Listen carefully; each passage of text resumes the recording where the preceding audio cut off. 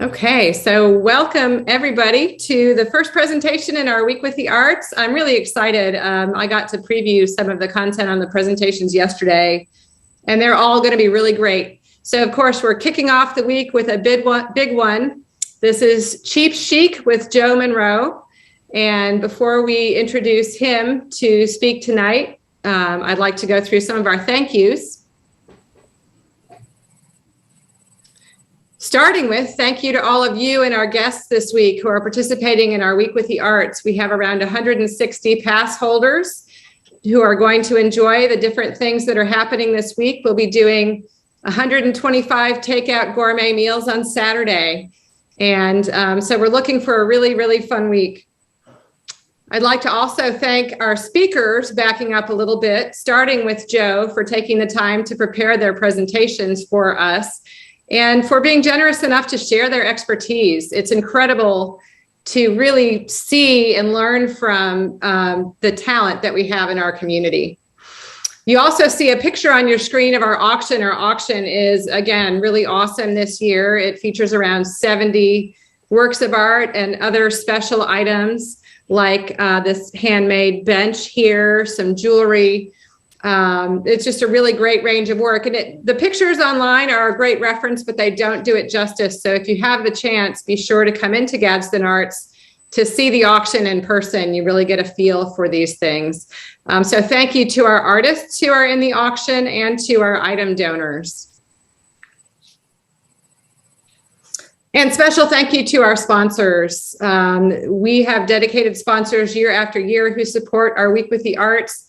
And when we're able to have it, our in-person gala. So I will go through and name them all tonight. A special thanks to Thomas Health Ferguson, Capital City Bank, Henry Buchanan, PA, Hinson Oil Company, May Nursery, Roberts Construction Services, Southern Forestry Consultants, Synovus Trust, Tallahassee Community College, Coldwell Banker Hartung, Jason Boone, Coldwell Banker Hartung, Rainey Thompson, CSI Contracting, Cypress Capital, Fixel Law Firm, Michael C. Hartley, DMD, Jim and Kathy File, Stewart TV and Appliance, and Supporting Your Choices, Inc.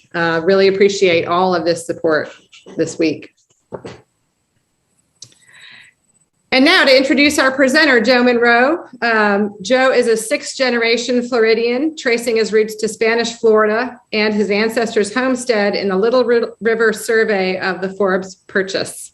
His interest in local history was encouraged by parents who were each descendants of territorial pioneers, including Gadsden County's first territorial judge, a co-builder of Florida's first territorial capital, and a chief justice of the Florida Supreme Court. Joe lives in Quincy in his family home, the sixth generation to reside there since it was completed in 1856. He graduated with a BS in architecture from Florida A&M University in 1980, and he spent over 30 years as an award-winning designer in the metropolitan Washington, D.C. area. As an interior designer and architect, his experience includes the interior planning and detailing of single-family home and townhome developments, high-rise apartment and condo buildings, assisted living, housing, and hospitality. Mr. Munroe has also worked extensively as an interior designer and merchandiser of builders' model homes, clubhouses, and leasing and sales centers. Projects include landmarks such as the Grosvenor House, Arlington Courthouse, Plaza, and Porto Vecchio, all luxury high-rises in the metropolitan DC area. He's also participated in historic preservation projects, including the restoration of Bowieville Mansion, an 1819 federal mansion in Prince George's County, Maryland, which is recognized as one of the most sophisticated of its era.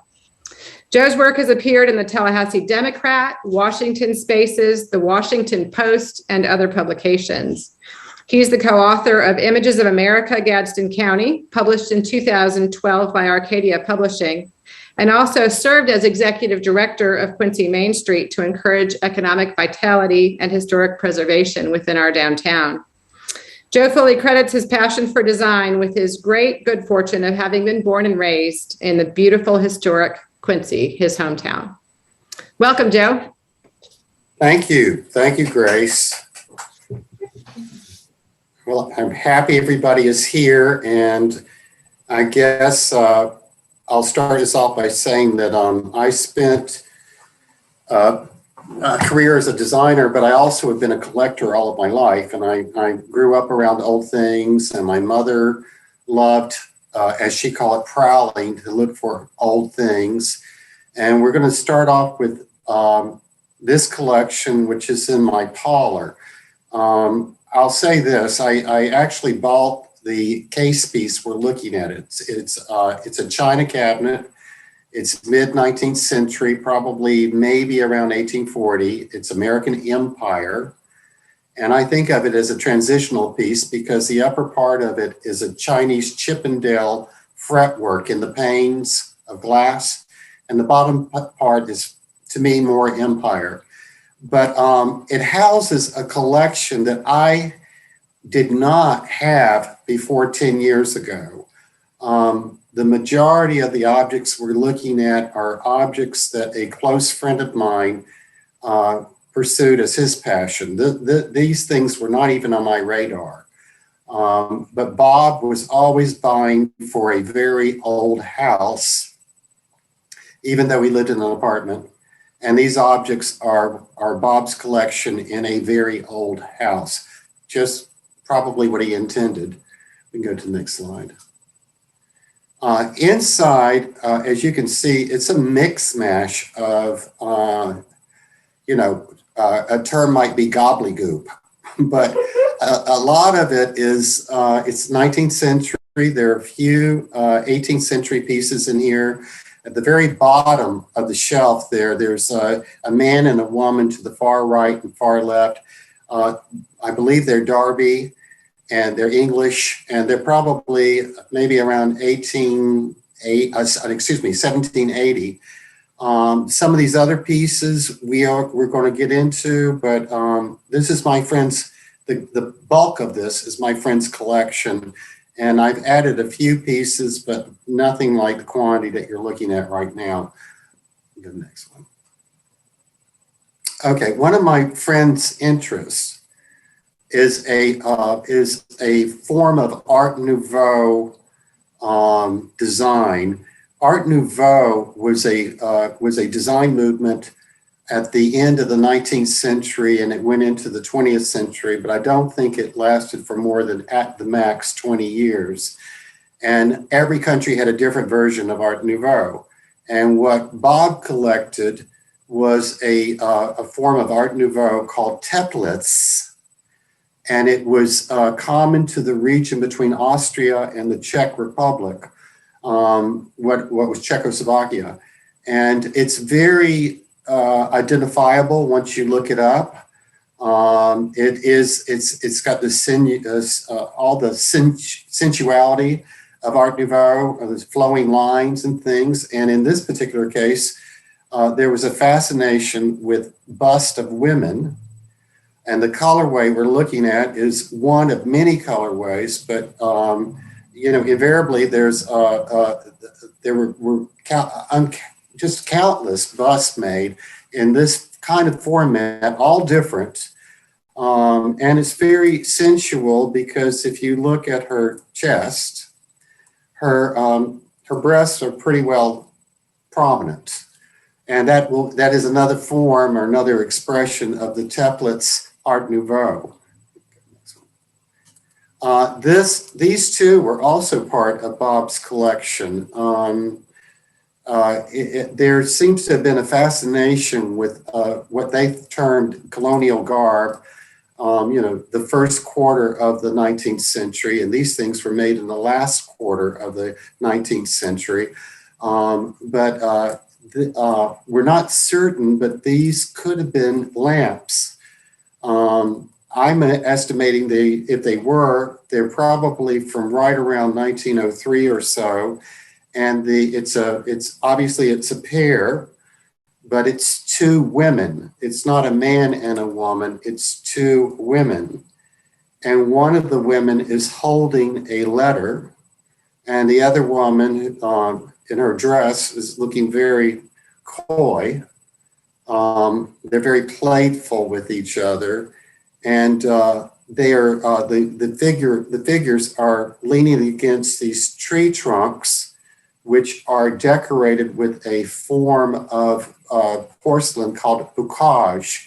It's when the Derby figures in the cabinet also had that foliage. So it's a French term called bocage. So again, templates, Art Nouveau. And one of three pieces I bought because of Bob's collection. I didn't know anything about his collection. It involved a great deal of research on my part to figure out what I had and what it was. And so once I realized that, I augmented Bob's collection with a few more that I purchased. And I love this one in particular. They're skating, they're on a pond. I wish we had done close-ups of it all because the cape is flying, her cape is flying, his cape is flying, as is his overcoat. It's a beautiful scene. 360 degrees is absolutely beautifully rendered. And again, it's a piece I found on eBay that, you know, I mean, it just spoke to me and I had to have it. So I bought it. Mm-hmm. These are the beginning of a second collection, which is Old Paris. Old Paris porcelain, you know, is French. It seems to have certain things about it that are recognizable. This is kind of a sad case of two pieces to start with, but they are the only two pieces I have that were descended in my mother's family. And to her, they were very precious. So they are pre-Civil War. They're probably no later than the 1850s. And they're both, obviously, they're damaged. But the figurine on the left, I believe, is Aesop's Fables, and it's the fox and it's the grapes. And it was just a decorative piece of porcelain sculpture. The item on the right, I find mystifying because you can see it's Gothic. It's got a little niche in the porcelain. I don't know if it originally held a figurine, or one person told me that they thought it may have held holy water, a vial of holy water. But these were the only decorative Old Paris items from my mother's family, and the rest of them are, as we'll see, are more intact. Another interesting thing, the bowl on the right is Old Paris. It's got the gilding. It's formed. There are just aspects about it that are recognizably that style of porcelain. But to its left, you see a carved shell. It's a shell. Floridians developed a fascination with carving shells, and it was a fad in the mid-19th century. And so you see the woman's face carved into the shell.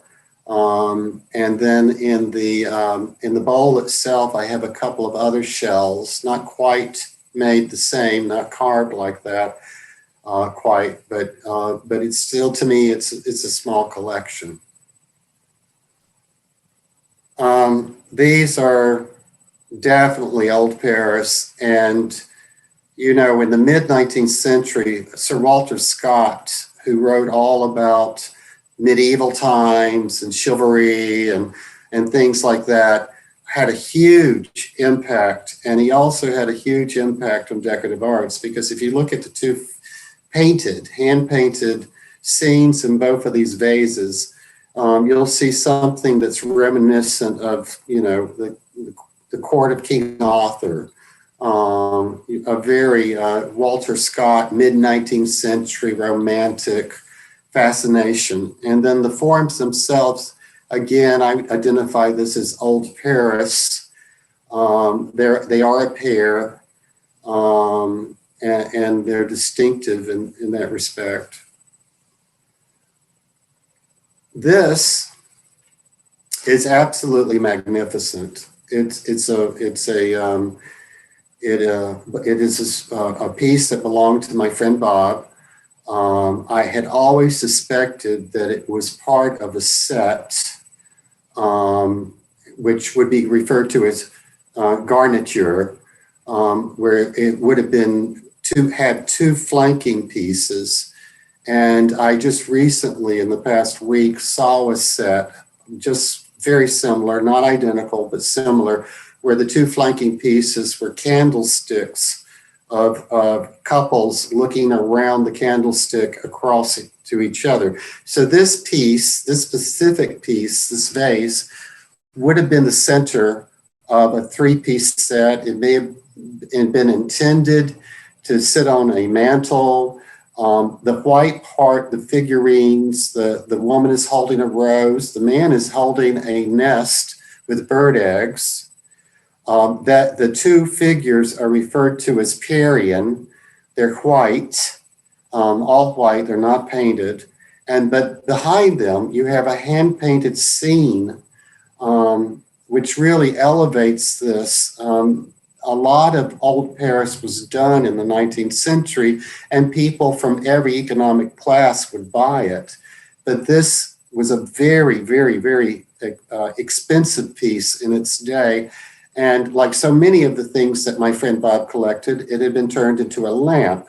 And so the metal base at the bottom, not the silver tray, but the metal base at the bottom, was part of its conversion when it was turned into a lamp. And behind it, it has the lamp stem coming up. But my friend Bob would frequently find these things and dismantle the lamp part of it for the item, the decorative object itself.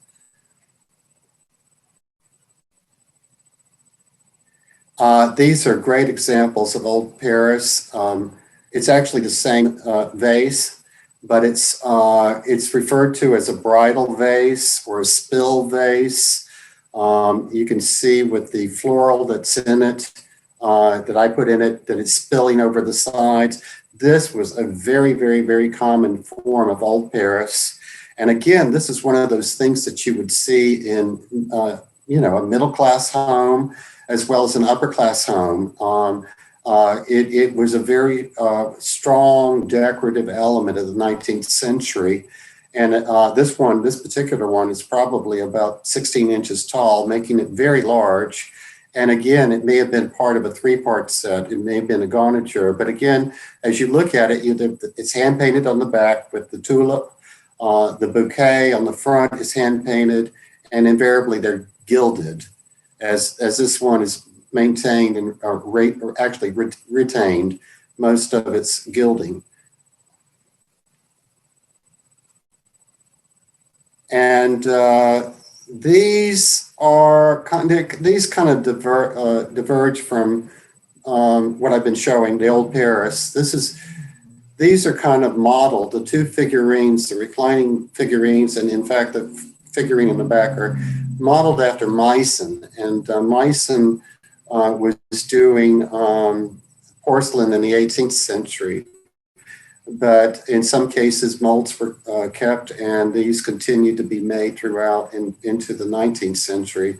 The piece in the rear, the seated lady, is actually a piece that I inherited from my friend Bob.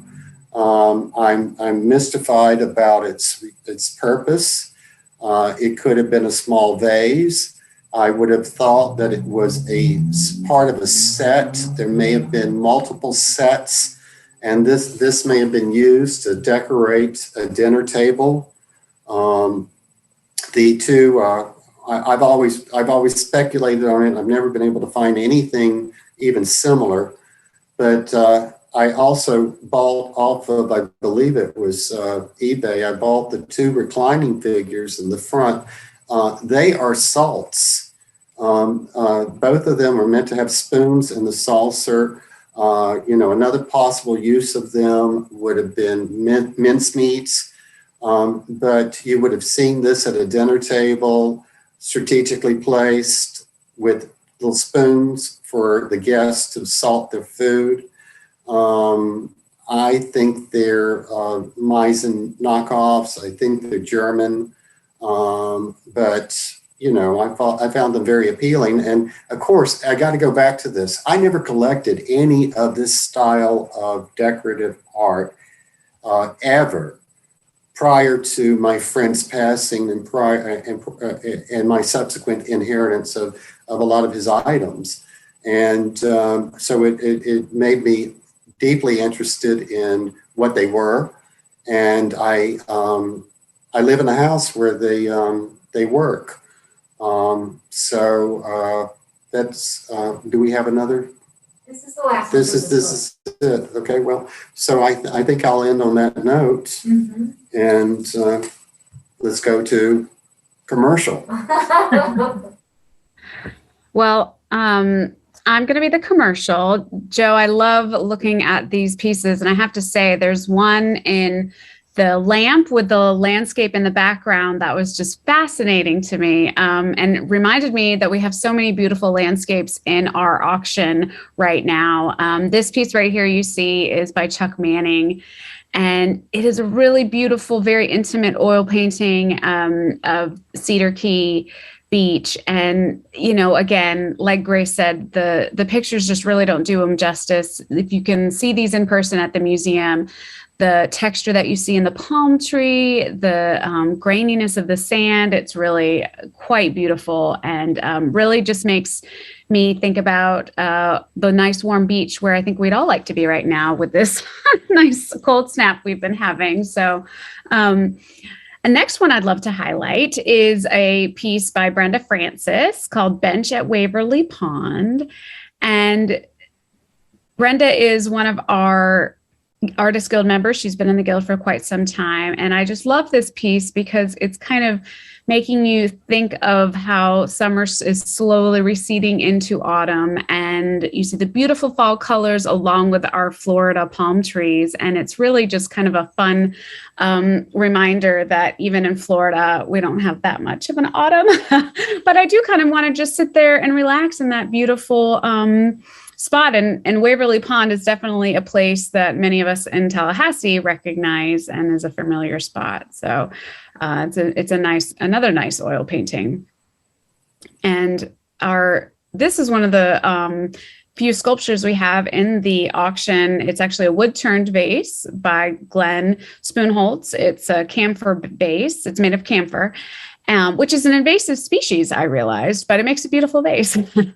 And Glenn actually is a retired professor of biology, but he always had an interest in wood. And when he retired in 2000, he joined the North Florida Woodturners and kind of spurred his next career. And we've actually exhibited Glenn's work before in past exhibitions with the North Florida Woodturners. And it's an impressive vase. It's fairly on the larger side, so it's quite beautiful.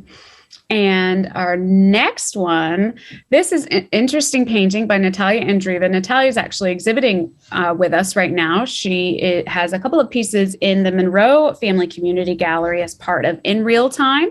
It's an exhibition of figure studies. And so while this is actually an image of a figure, it's not a live figure. This is a take on a sculpture that she has seen in the Alban Pulaski Museum and Sculpture Garden down in Orlando. If you've ever been, it's a beautiful museum of work by Alban Pulaski. He was an amazing sculptor.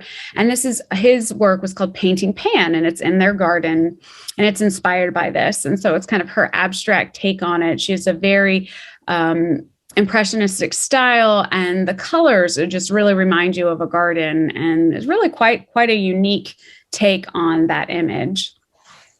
Next is an old familiar. I think many of y'all will recognize the artist here, William Mccowan, our beloved artist, who we're familiar with his images from the Forgotten Coast. And this is a piece from 2015 called The Last Oysters.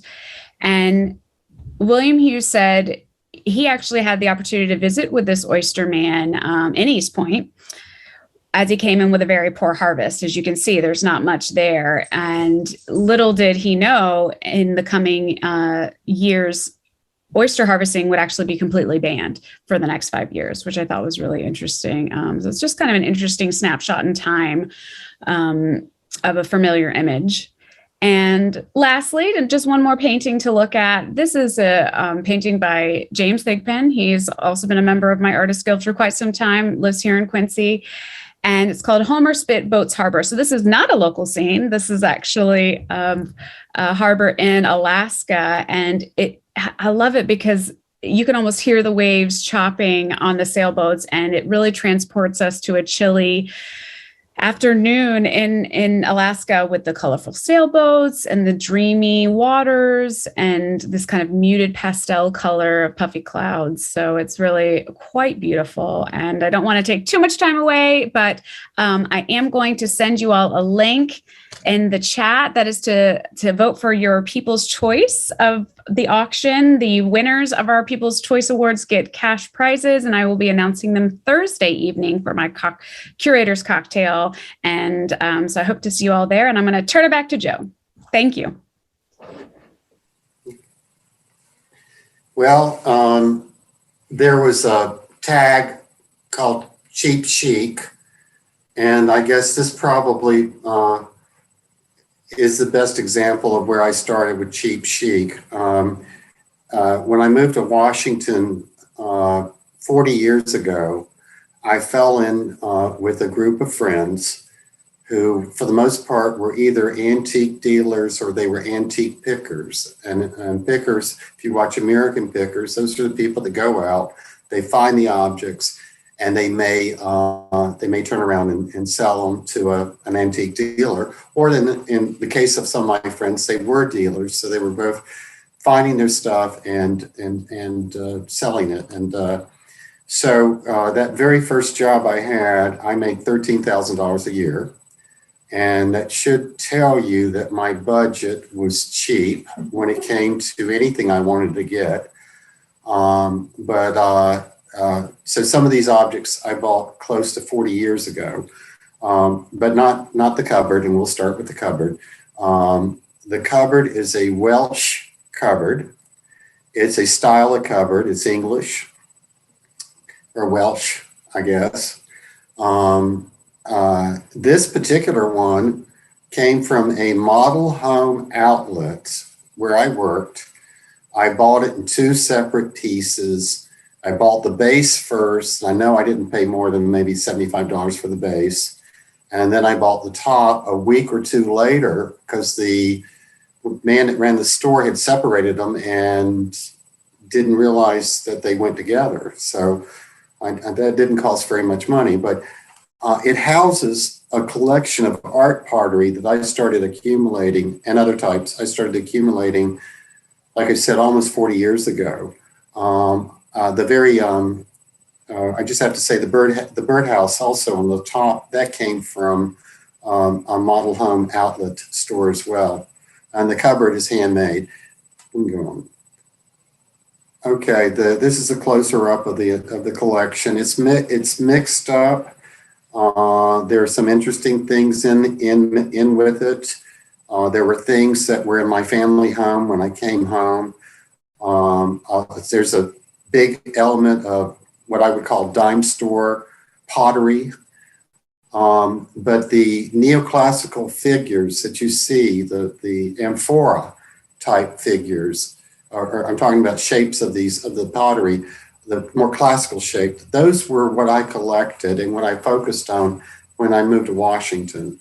So I know I paid in a range of probably, I would know the average of what I paid probably was right around no more than $10 per piece. But we can go on now.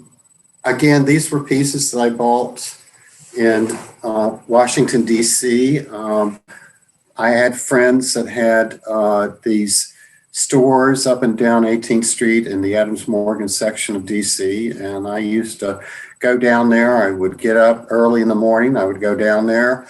I would help unload the truck and loading the truck, I got to see what was on it.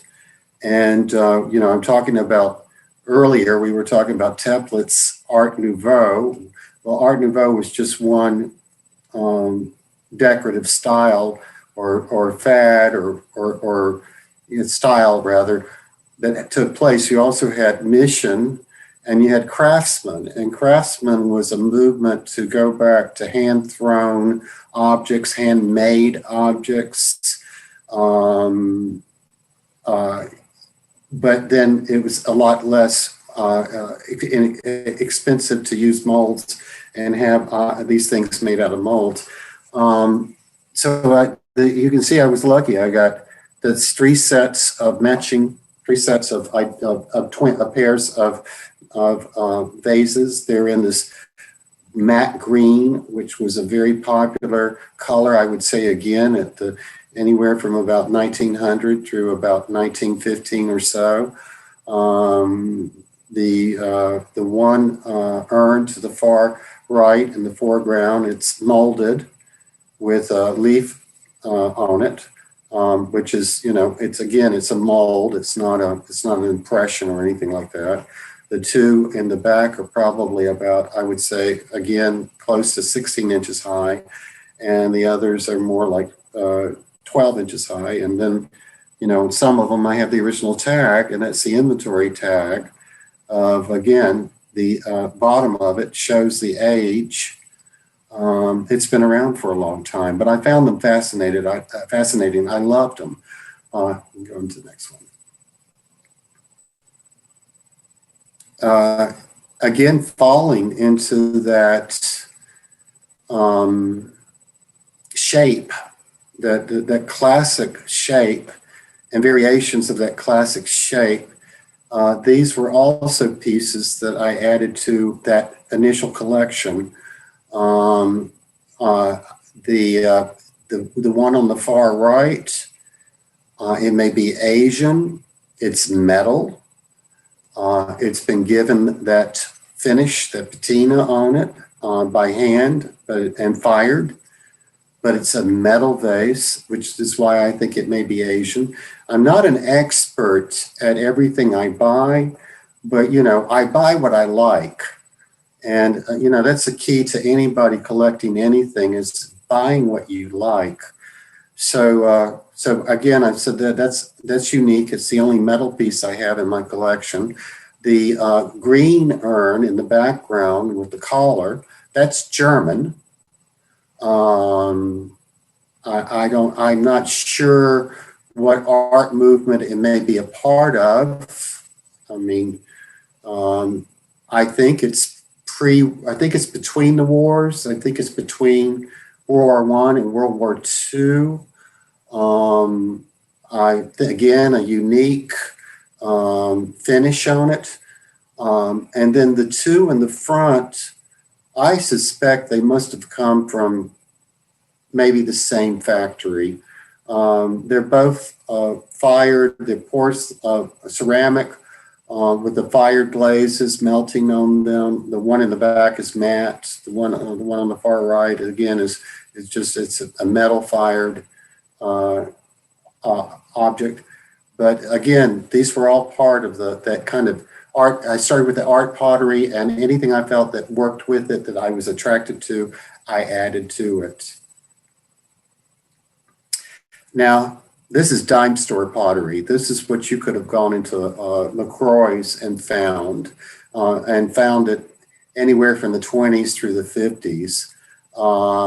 Most of these are not marked.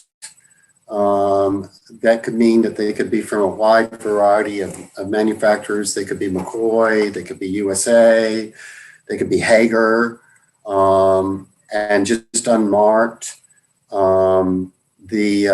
All the white pieces were here in this house. So I know that, at least my mother, if not my grandmother or some of my great aunts, went downtown in Quincy and bought these. I don't know enough to know if they would have come with a florist, if somebody was receiving florals.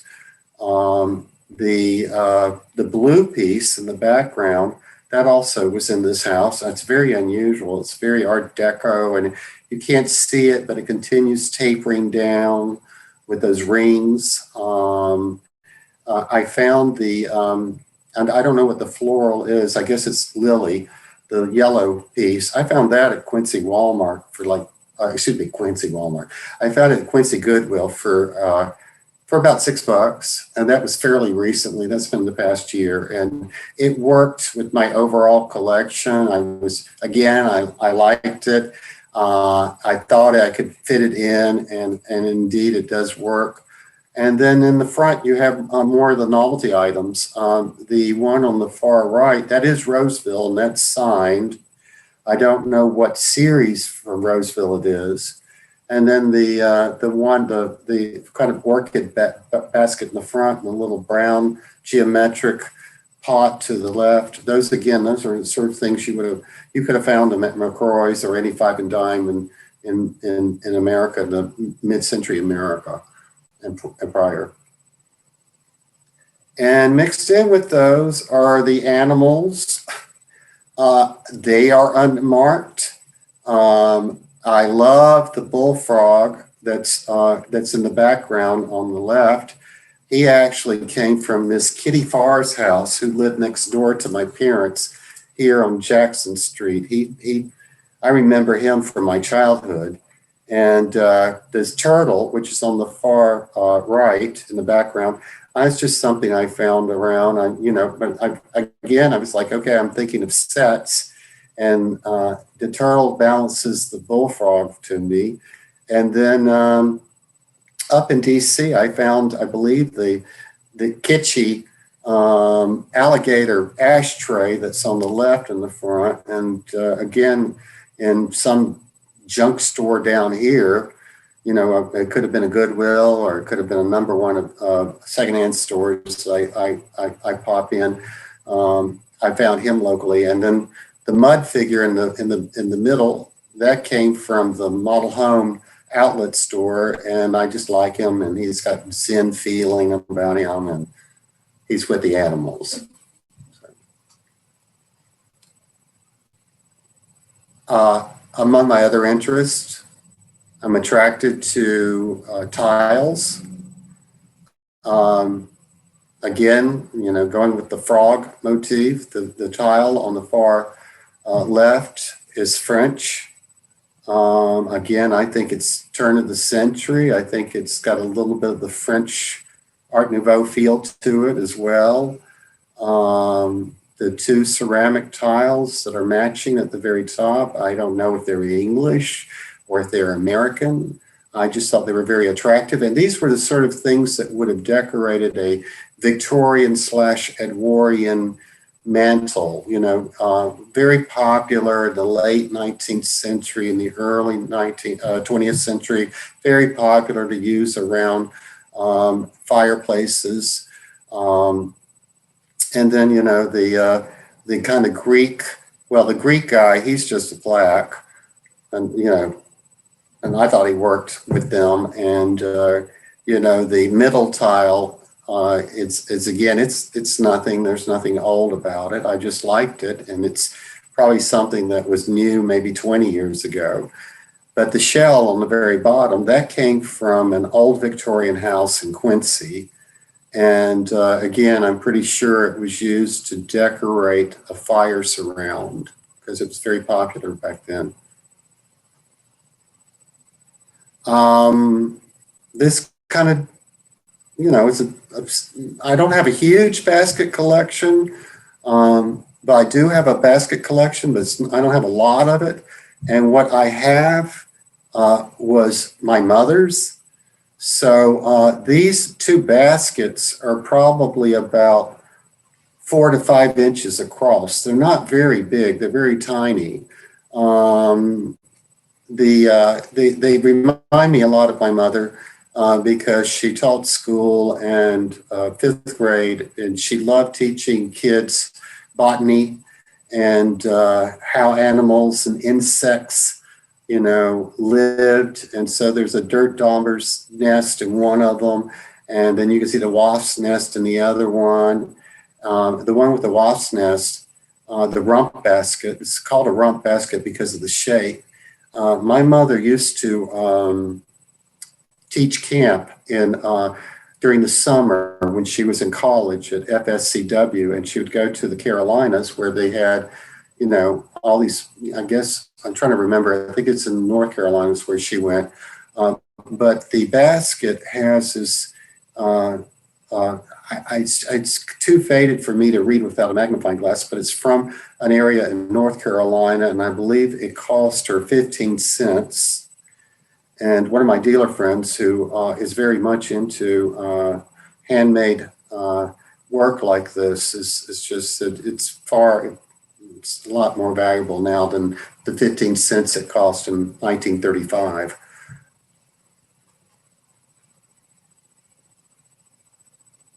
Is that it? Mm-hmm. It should be done. Okay. Oh, well, this is the last one, right? Mm-hmm. Okay. Well, the other thing I got into, and I do like, and actually my Aunt Betty Lines got me into collecting bottles. And Aunt Betty had a huge bottle collection. And, so I've always noticed bottles as I was growing up. And I do have a collection of Coca-Cola bottles, not a lot, but a few in the kitchen. But these are medicine bottles. And I find them very interesting because for the most part, these bottles were either found sealed up in the walls of this house in Quincy, or I think a couple of them I found in my house in Washington, which was about the same age. It was mid 1850s.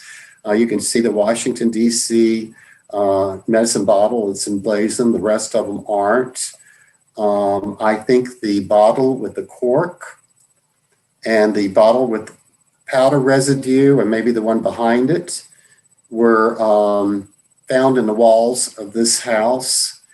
I know that my great-grandfather who lived here was a doctor, and I've always speculated why these were hidden in the walls. Maybe somebody got hold of something they shouldn't have gotten hold of. I don't know. But nevertheless, we opened the eaves and I found those in the wall. And I think the one with the little stopper, I found in the wall up in my house in Washington as well. And I think that's it, right? So now you shared two really excellent collections with us. And now we wanted to see how you decorate in context. Okay. In the room. So Grace, I don't know if you can spotlight my other camera. Where you can show. What is the name of your other camera? Is it the number? You can see Joe sitting in his chair. I'll start moving it around. It's just titled Sarah Black Sadler. Pardon me, Ange? It's just titled, it's with her name, Sarah Black Sadler. Okay. It's this one that's moving a little. I will get to it. There it is. It's taken over. Oh, yeah, it has. Great. Okay, so while we look around this room, I wondered if I could. Hi, everyone. This is Sarah, the museum educator, by the way. You can't see me, but hopefully you can hear me. Maybe we can start the Q&A while we're. Yeah, we can start the Q&A. Absolutely. Yeah, we've got some good questions. While we were here taking photos, you told me a story about how you very first got started collecting as a young boy. Could you share that story? Yeah. Back when I was a little kid, the garbage trucks would come through the neighborhood and they all had running boards.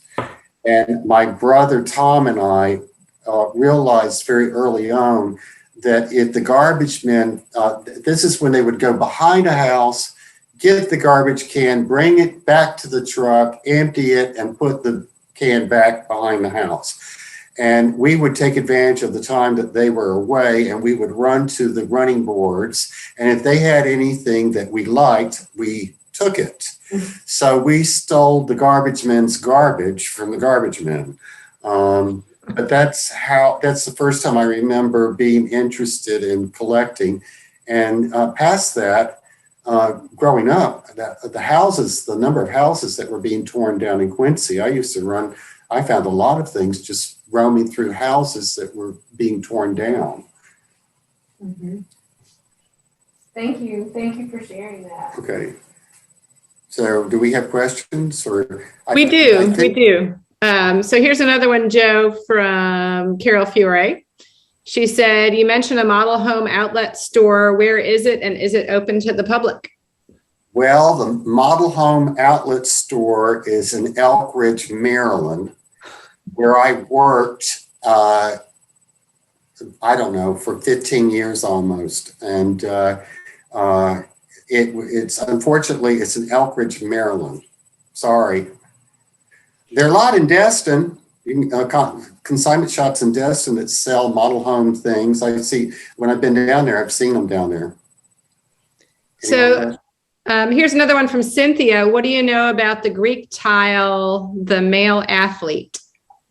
I think he was just a souvenir from Greece. I think you could probably go there now and find him. There's no age to it. Gotcha.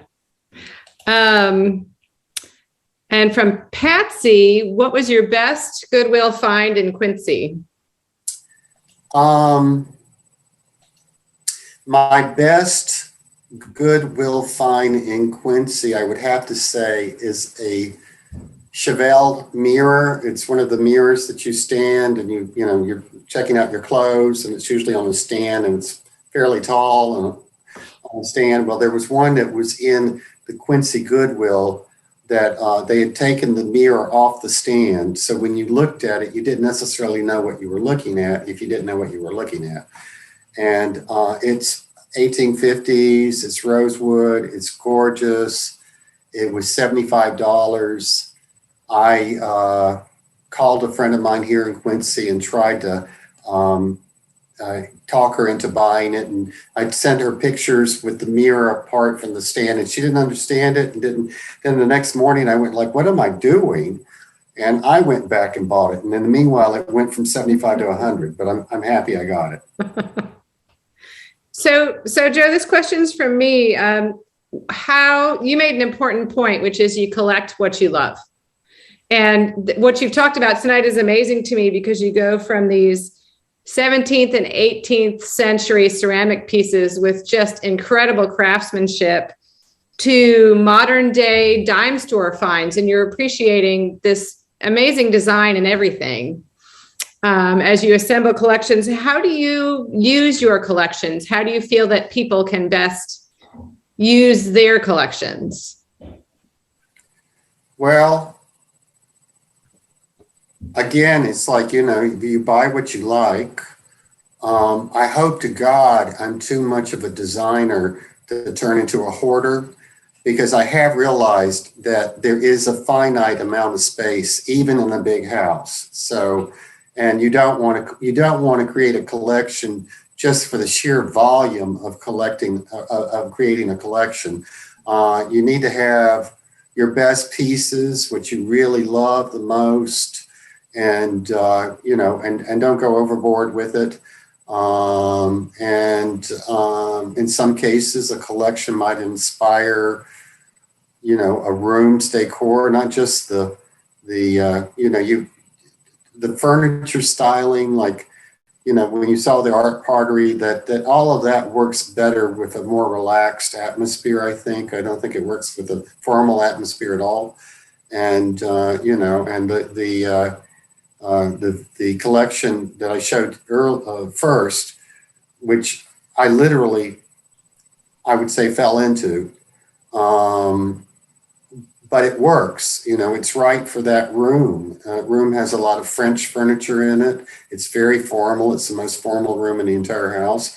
And it's such a specific grouping of objects that it just seems right in there. So, if you're lucky, we may pan around this room. This room grew organically. I spent years consciously designing the interiors of different types of spaces. And consciously by that, I mean very deliberately picking the paint colors, picking the fabrics, and that sort of thing. But for me, on a personal level, it's always been somewhat organic. It may be the pieces I have that were already upholstered when I got them, but I made them work just because they just kind of work together to start with. So I don't know if I answered any questions, but I think somebody was asking what are the best places to go to.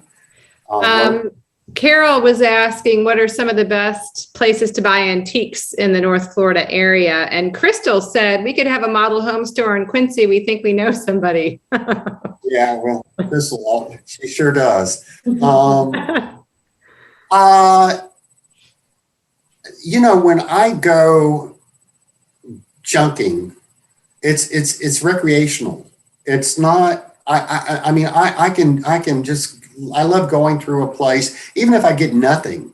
I just like going through a place and seeing different things and maybe appreciating them for what they are. Locally, you know, there are the Goodwill stores. I have been to. I know where every one I think is in Tallahassee, and I've missed one or two of them. But you know, frequently if I'm over in Tallahassee and I have an appointment or something, I may stop at a Goodwill store on the way to. Or the way from. I don't consciously always go out looking to do nothing but go to a variety of different stores. But there are a bunch of Goodwill stores in Tallahassee. There's the one in Quincy. Locally, Ron Macon has a great store out near Greensboro. He's only open on Friday and Saturdays, but you know, I think what Ron Macon does is he buys up estates after they've had estate sales. So whatever is left over, Ron Macon buys, and he's got a variety of different buildings, and that's a fun place for me to go look through. I'll tell you, I don't know if many people remember the Curiosity Shop in Tallahassee. But the Curiosity Shop, it's the only building left on Gaines Street that I know of that was original on the lower part of Gaines Street.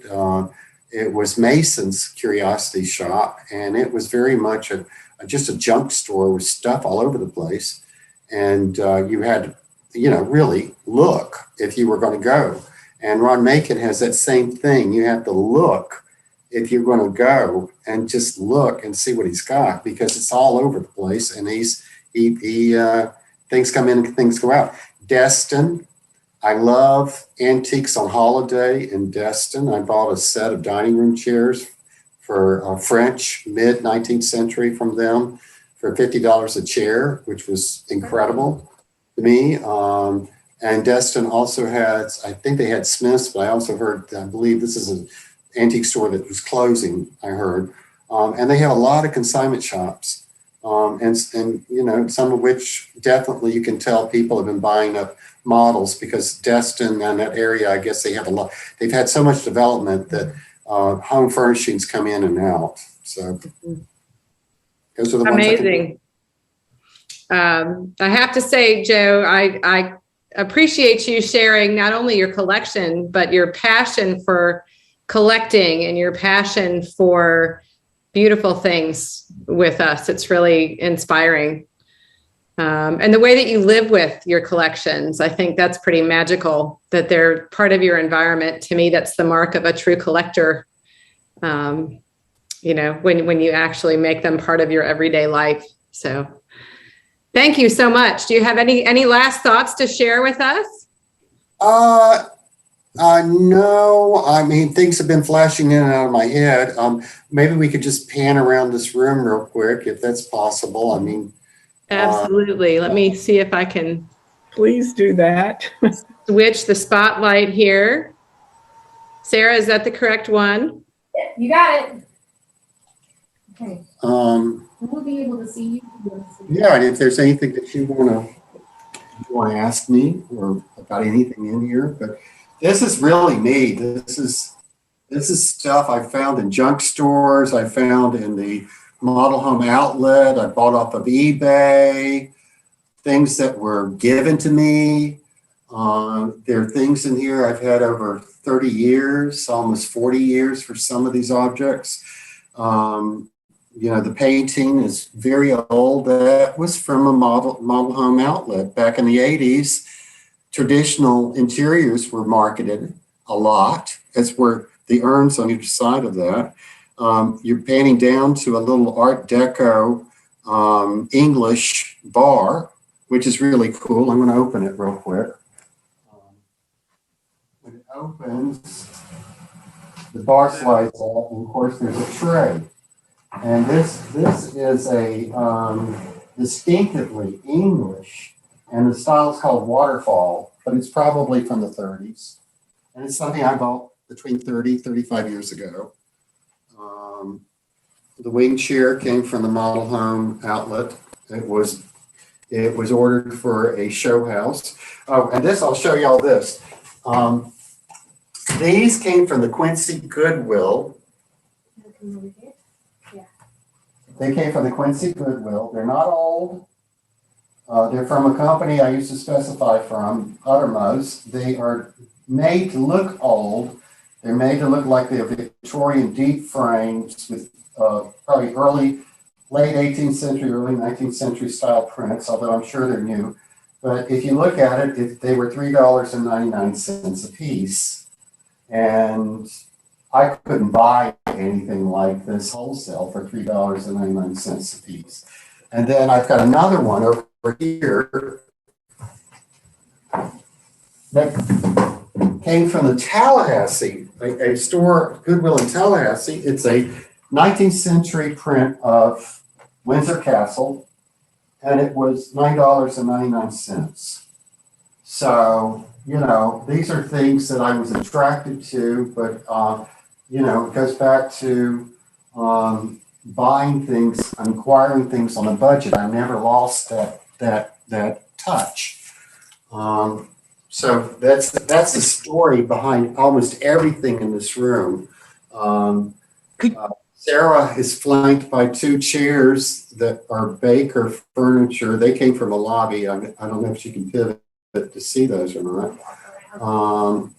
But they're Louis Philippe. They were made by Baker Furniture, and Baker Furniture is like the Rolls-Royce of American furniture manufacturers. And I was redoing a lobby in Silver Spring, Maryland, and which had been done in 1962 with these style chairs and the end tables, which are French Empire. They're also Baker. So I was redoing the lobby, and they wanted it all updated, and they gave me the chairs, which are covered in mohair, and they gave me the French Empire end tables. So, there's a story there. I mean, the chair that's in front of all of that, this was a gift from a friend. I bought the cocktail table for $40 in the Eastern Market flea market, and on top of it, the woman figurine, she's Art Deco. I found her in a junk store probably close to 40 years ago for about $12. And the greyhounds behind her, they came from the Model Home Clearance Center because they're reproductions. But, there's all sorts of things. The painting above the sofa, that came out of a friend's house. It was another friend had died, and the thing is just beat the heck and back. It's got holes in it, and its frame is warped, but it also falls into that template's Art Nouveau. It's the couple in colonial garb, but it was free. So I'm not saying I'm that cheap, but the window treatments, the plaid that's on the window treatments, that's Goodwill store. I bought all of them for like $10, and I have panels to match, but I'm going to remodel these into cornices when I get around to it. But that's pretty much the story with everything that's in this room. I don't know if we've hit the closing mark or not. But Yeah, I think we have a question from Cynthia. Yeah, I'm wondering about the folding screen with the faux books. Can you tell me about that? Well, Right behind you. that I love it. It's hand painted. There's some molding hand painted on the base of it, because the books only go down so far. It's new. It was ordered. It was in the inventory at the model home company I worked at. Highly traditional, and highly traditional is not popular anymore. It's not in models or anything else. It's mid-century modern now, but it's probably, it may have been made in China. But the spines on the books are all leather. The veneer appears to be mahogany, and I love it so much that I have a door to the powder room in this room that I think I'm going to replicate this. I'm going to turn that door, because there's an upper panel and a lower panel. I'm going to put in shelves on the door, and I got a bunch of old books, and I'm going to cut them up and just line them just like this is, except with things that came out of this house. And I think I could probably faux finish it if I put my mind to it. Any other questions? It's really beautiful. I think that's Joe. I think that's where we're going to wrap it up tonight. We have a couple more thank yous from Janice McCaskill and Brenda Francis. Thank you so much for sharing your collections and your home. Dave Christensen as well. Awesome. It's just a wonderful presentation, and I'm so glad we recorded this so we can share it with more people online as well. Can't thank you enough for sharing with us. Awesome. And here's to a great start for the gala and for fundraising for this week. Thank you. I think a lot of people will contribute and bid on all those beautiful items y'all have up for auction. I think a lot of people are going to go running out to Goodwill tomorrow and see if they can find anything. I have to tell a quick story on Joe. One of our auctions, Joe found a piece at Goodwill that cost maybe $7, and it sold for more than 10 times that in the auction. So wish we always had that kind of return on investment. So to highlight what's coming up, tomorrow we have Chic, that was tonight. Tomorrow we have Reborn with Kelly Pettit and Kira May, and they are going to faux finish a table as you watch, and that table is in the auction, which is awesome. Then the next day, on Thursday, we have cocktails with the curator. Angie will be mixing a cocktail for us, teaching us how to do it, and we will also learn who won the People's Choice Awards for the art auction. Friday, we have a World of Camellias with Alex Hinson, and we're looking forward to that. And that is a live presentation, but with footage we captured last week, thankfully, before the really cold nights set in. So that'll be a lot of fun to learn more about growing camellias and enjoying them.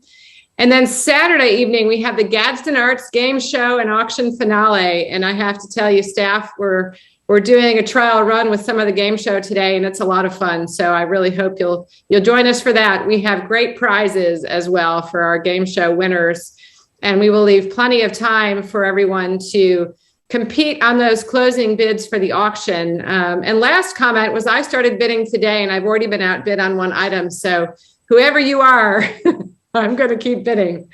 So thank you all for signing on tonight, and we look forward to a fun week this week continuing. And if you need any help with the auction, be sure to call me before Saturday. Again, thank you all. Appreciate you.